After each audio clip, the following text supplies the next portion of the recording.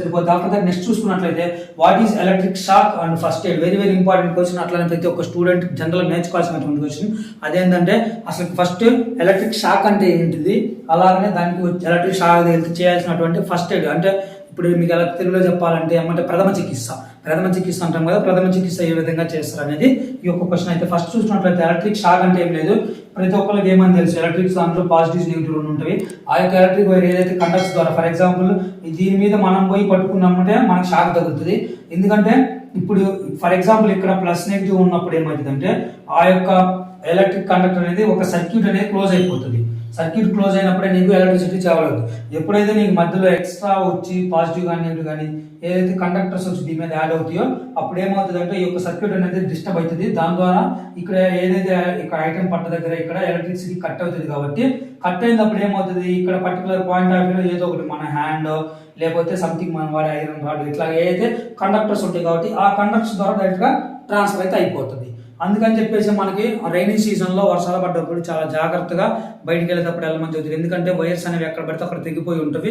ఒకనొక ఎండ్లో పాజిటివ్ ఉంటుంది, ఒకనొక ఎండ్లో నెగిటివ్. ఏరాస్ ఎప్పుడైతే పాజిటివ్ ఉంటుందో అటు సైడ్ కనుక మనం పట్టుకున్నట్లయితే మన హ్యూమన్ బాడీ అనేది ఎనీ టైం మనకి వాటర్ కంటెంట్ ఉంటుంది కదా, దాంతోపాటు మన మాలిక్యూల్స్ అనేవి కండక్టర్స్లో పనిచేస్తాయి కాబట్టి ఖచ్చితంగా మనకి ఎలక్ట్రిక్ షాక్ అయితే వర్కౌట్ తగులుతుంది. సో అది మనకి సింపుల్ షాక్ అవుతుంది కదా. నెక్స్ట్ ఫస్ట్ ఎయిడ్ ఎమ్మటే మనం ఏం చేయాలి, ఎలక్ట్రిక్ షాక్ తగిలిన వ్యక్తిని ఎమ్మటే ఏం చేయాలి. ఫర్ ఎగ్జాంపుల్ మనం వాటర్లో పడ్డ వ్యక్తిని తీసుకున్నట్లయితే ఏం చేస్తామంటే అతను లోపల ఏమైనా వాటర్ తాగేసాడైతే ఆ యొక్క వాటర్ని ప్రెస్ చేసి మనం ఇట్లాగా చెస్ట్ పైన ప్రెస్ చేసి ఇట్లాగా ఆ వాటర్ని బయటకు తీసుకోవడానికి అయితే ప్రయత్నం చేస్తాం.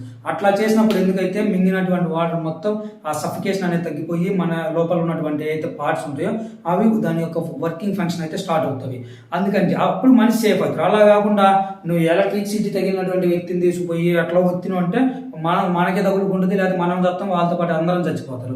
ఎవరికైతే తగిలితుందో తగిలించుకున్న వాళ్ళందరూ చేస్తారు. కాబట్టి సో ఎమ్మటే మీరు ఫస్ట్ చేయాల్సింది ఏంటంటే కీ పాయింట్ సింపుల్ మాట్లాడుకున్నట్లయితే ఆ యొక్క ఎవరైతే పర్టికులర్ వ్యక్తి ఎలక్ట్రిక్, ఫర్ ఎగ్జాంపుల్ ఇప్పుడు ఇది ఒక ఎలక్ట్రిక్ ట్రాన్స్ఫార్మర్ ఒక పోల్ అనుకోండి, ఇక్కడ ఈ పర్సన్కి ఎలక్ట్రిక్ షాక్ తగిలింది. అప్పుడు నువ్వేం చేయాలంటే పోయి నీ చేతితో పట్టుకోకుండా ఏదైతే ఇక్కడ ఇన్సులేటర్స్ ఉంటాయో ఇన్సులేటర్స్ అయినటువంటి ఏదైతే ఒక వుడెన్ కానీ ఒక కర్ర కానీ ఇట్లాంటివి తీసుకొని ఏది తడిసిన కర్ర తీసుకోవద్దు. మళ్ళీ చెప్తున్నా క్లియర్గా, తడిసిన కర్ర తీసుకొని కొడితే ఆ కరెంట్ మనకు కూడా తగులుకుంటుంది.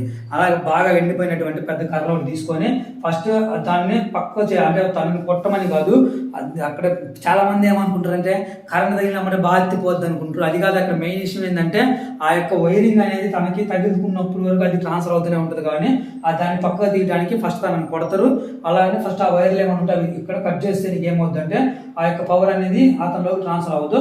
ఆఫ్టర్ దట్ తర్వాత నువ్వు ఎమ్మటే ఏం చేయాలంటే చేతులు కానీ కాళ్ళు కానీ ఇట్లా నెమ్మదిగా అలా చేయాలి. ఎమ్మటే ఆఫ్టర్ దట్ మీరు ఎమ్మటే ఇంక నెక్స్ట్ చేయాల్సినటువంటి పని ఏంటంటే బ్రీతింగ్ ప్రాబ్లం కనుక వచ్చిందంటే మనకి ఆర్టిఫిషియల్ బ్రీతింగ్, ఇది మనం మౌత్ ద్వారా బ్రీతింగ్ ఇవ్వడం అయితే చేయాలి. అది కూడా ఎప్పుడంటే ఆ ఎలక్ట్రిసిటీ వైర్ అనేది తప్పిపోయింది లేనప్పుడే ఇవ్వాలి, ఈ పర్టికులర్ పర్సన్ ఉన్నప్పుడే. అలాంటప్పుడు ఇవ్వాలి. ఆ తర్వాత ఇంక నెక్స్ట్ మీరు ఎమ్మటే ఆన్ ద స్పాట్లో మీరు ఒక అంబులెన్స్ని కానీ లేకపోతే పర్టికులర్ హాస్పిటల్ వాళ్ళని కానీ కాంటాక్ట్ చేసి ఫోన్ అయితే చేయాలి. ఇది మీరు చేయాల్సినటువంటి ఫస్ట్ ఎయిడ్. అది అయిపోయింది ఆ క్వశ్చన్. అప్పుడు దాన్ని నెక్స్ట్ చూసుకున్నట్లయితే ఇంకా వెరీ వెరీ ఇంపార్టెంట్ ఓవర్లోడ్ అంటే ఏంటిది, ఆ తర్వాత short circuit. Short circuit is nothing but ఇప్పుడు ఏదైతే మన ఎలక్ట్రిక్ షాక్ అన్నా ఇది ఓకే ఫైన్. షార్ట్ సర్క్యూట్ అంటే ఏం లేదు. ఫర్ ఎగ్జాంపుల్ ఇప్పుడు మనం రీసెంట్గా తీసుకున్నట్లయితే మన ఇళ్లలో కొన్ని చోట్ల ఏమవుతుందంటే ఇప్పుడు వర్షాలు పడ్డప్పుడు ఏమవుతుందంటే కొన్ని గోళ్ళకి ఎలక్ట్రిక్ అనేది షాక్ అయితే తగులుతుంది. ప్రతి ఒక్కరు ఎక్స్పీరియన్స్ చేసి ఉంటారు ఆల్మోస్ట్. అప్పుడు ఏమవుతుందంటే త్రూ యాక్చువల్గా అయితే మనం ఇది నెక్స్ట్ యూనిట్లో వస్తుంది మనకు ఒక important question, why earthing is given to the house కానీ ఇట్లాగా ఒక ఎర్త్ అనేది తీసుకెళ్ళి ఒక వైర్ తీసుకెళ్ళి ఎర్త్లో పడేస్తాం. అది క్లియర్గా మాట్లాడతా అర్థమైంది కదా. ఇప్పుడు ఎలక్ట్రిక్ సర్క్యూట్ అంటే ఏంటంటే అప్పుడు ఆ వైర్ ఎప్పుడైతే ఆ వాటర్ అనేది గోళ మీద పడుతుంది దాని ద్వారా ట్రావెల్ అయినప్పుడు ఆ యొక్క పాజిటివ్ వైట్ ఆ వైర్లు తగులుకున్నప్పుడు ఏమవుతుందంటే ఏమంటే ఆ యొక్క పవర్ సప్లై ఆగిపోతుంది. కానీ ఇప్పుడు వచ్చినటువంటి కొత్త టెక్నాలజీ సిస్టమ్ ప్రకారం ఇంతకు ముందు ఏమవుతుందంటే షార్ట్ సర్క్యూట్ అయితే డైరెక్ట్గా మెయిన్ బోర్డులో ఫీజ్ అయితే ఎగిరిపోతుంది. కానీ ఇప్పుడు అట్లా కాకుండా ఒక పర్టికులర్ బెడ్రూమ్కి ఉంటే బెడ్రూమ్కి, హాల్కి ఉంటే హాల్ రూమ్కి ఆ పర్టికులర్ ఉన్నటువంటి స్మాల్ సపరేట్ మెయిన్స్ ఉంటుంది. ఆ మెయిన్స్ అని ఆటోమేటిక్గా పడిపోతాయి. దీని ద్వారా ఏమవుతుందంటే కొన్నిసార్లు ఎలక్ట్రిక్ సర్క్యూట్ తగిలినప్పుడు మనిషి చచ్చిపోకుండా కూడా ప్రయత్నం కాపాడుతుంది. ఎలా కాపాడుతుందో క్లియర్గా చెప్తాను. ఇప్పుడు ఫర్ ఎగ్జాంపుల్ ఒక స్విచ్ బోర్డ్ ఉంది, ఆ స్విచ్ బోర్డ్లో నేను ఇట్లా చేయబెట్టాను అనుకోండి, చూసుకోక చేయబెట్టినప్పుడు ఎమ్మటే షార్ట్ సర్క్యూట్ అయింది కాబట్టి మనకి ప్లస్ ప్లస్ రియాక్షన్ అవుతుంది కాబట్టి ఆటోమేటిక్గా అక్కడ సర్క్యూట్ అనేది బ్రేక్ అవుతుంది. సర్క్యూట్ బ్రేక్ అయినమ్మటే ఇటీవల కాలంలో వచ్చిన టెక్నాలజీ ప్రకారం అక్కడ ఏదైతే పర్టికులర్ బెడ్రూమ్లో ఉందో ఆ బెడ్రూమ్ మెయిన్ అనేది రూమ్ సపరేట్ మెయిన్ ఉంటుంది, ఆ మెయిన్ ఆటోమేటిక్గా పడిపోతుంది. ఆ మెయిన్ పడిపోయినప్పుడు ఎమ్మటే నీకు పవర్ సప్లై అయిపోతుంది కాబట్టి మెయిన్లో నీకు ఎమ్మటే మనిషి బతుకుతుంది. ఐ మీన్ ఎఫెక్ట్ ఉంటుంది కొద్ది గొప్ప, దానివల్ల తగిలిన ఎలక్ట్రిక్ షాక్ అనేది బాడీలో ట్రాన్స్ఫర్ అవుతుంది, కానీ ఆ యొక్క మనిషి అయితే చచ్చిపోకుండా అయితే బతుకుతారు. ఇది ఒక ప్లస్ పాయింట్ రీసెంట్గా వచ్చినటువంటి టెక్నాలజీ ప్రకారం. ఆ తర్వాత ఇంకోటి ఏంటంటే మెయిన్ బోర్డులో ఫీజులు ఎగిరిపోతాం, ఇలాంటివి ఏం జరగదు. ఆ తర్వాత మనం పోయి మళ్ళీ ఆ పర్టికులర్ పర్సన్ ఎవరైతే ఇన్ఫ్లుయెన్సర్ ఉన్నారో వాళ్ళని తీసేసి మళ్ళీ కనుక అక్కడికి వెళ్ళి ఏదైతే మెయిన్ ఉందో ఆ మెయిన్ కనుక ఆన్ చేసినట్లయితే యాజ్ యూజువల్గా మనకి కరెంట్ అయితే వస్తుంది. ఇది ఒక ప్లస్ పాయింట్. ఇది ఓవర్లోడ్ అంటే ఏం లేదు. ఓవర్లోడ్ అంటే ఫర్ ఎగ్జాంపుల్ జస్ట్ ఎగ్జాంపుల్ చెప్తున్నా మీకు, ఒక కెపాసిటీ ఒక దాని కెపాసిటీ 10 వోల్ట్ ఉంది అనుకోండి. ఫర్ ఎగ్జాంపుల్ ఒక మీటర్ కెపాసిటీ 10 వోల్ట్స్ ఉంటే జస్ట్ ఎగ్జాంపుల్ చెప్తున్నా, మనం ఒక 5 వోల్ట్స్ ఫ్యాన్ ఉంది అనుకోండి. ఇది జస్ట్ ఒక నీకు ఎగ్జాంపుల్ కోసం తీసుకున్నటువంటి నెంబర్సే, యాక్యురసీ నెంబర్స్ కాదు. ఫ్యాన్ 5 వోల్ట్స్ ఉంటే బల్బ్ ఒక 5 వోల్ట్స్ ఉంది అనుకోండి. 5 వోల్ట్స్ బల్బ్ ఉన్నప్పుడు నువ్వు ఈ రెండు తీసుకుంటే యాక్చువల్గా అయితే దీని కెపాసిటీ సరిపోద్ది.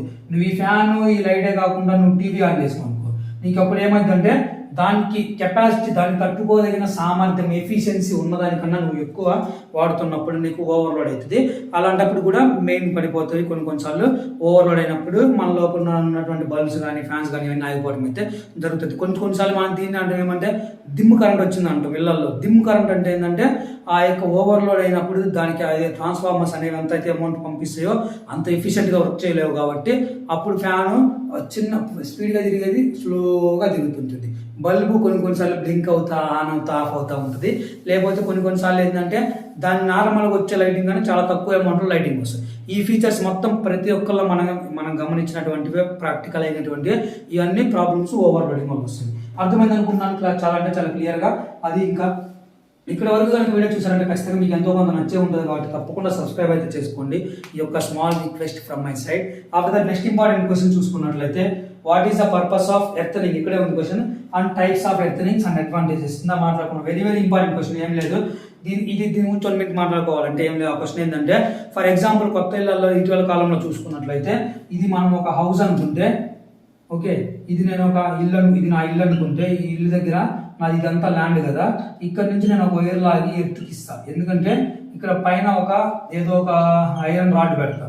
ఐరన్ రాడ్ పెట్టేసి ఈ ఐరన్ రాడ్ నుంచి ఒక కండక్టర్ తీసుకొని ఎత్తుకిస్తా. ఎందుకంటే ఫర్ ఎగ్జాంపుల్ పెద్ద పెద్ద థండర్ స్టార్స్ పడతాయి. వర్షాల కాలంలో పడ్డప్పుడు ఉరుముల మెరుపులు వస్తుంటాయి. ఉరుముల మెరుపులు కనుక దీని మీద డైరెక్ట్ అటాక్ జరిగితే ఆ బిల్డింగ్ అనేది కొలాప్స్ అయిపోతుంది. అలాంటి సిచ్యువేషన్స్ ఎప్పుడైనా, ఎందుకంటే ఇది ఎక్కడ జరుగుతుంది అంటే హెవీ 10 ఫ్లోర్స్ ఉన్న దగ్గర ఖచ్చితంగా ఈ ప్రిన్సిపల్ అయితే పాటించాలి.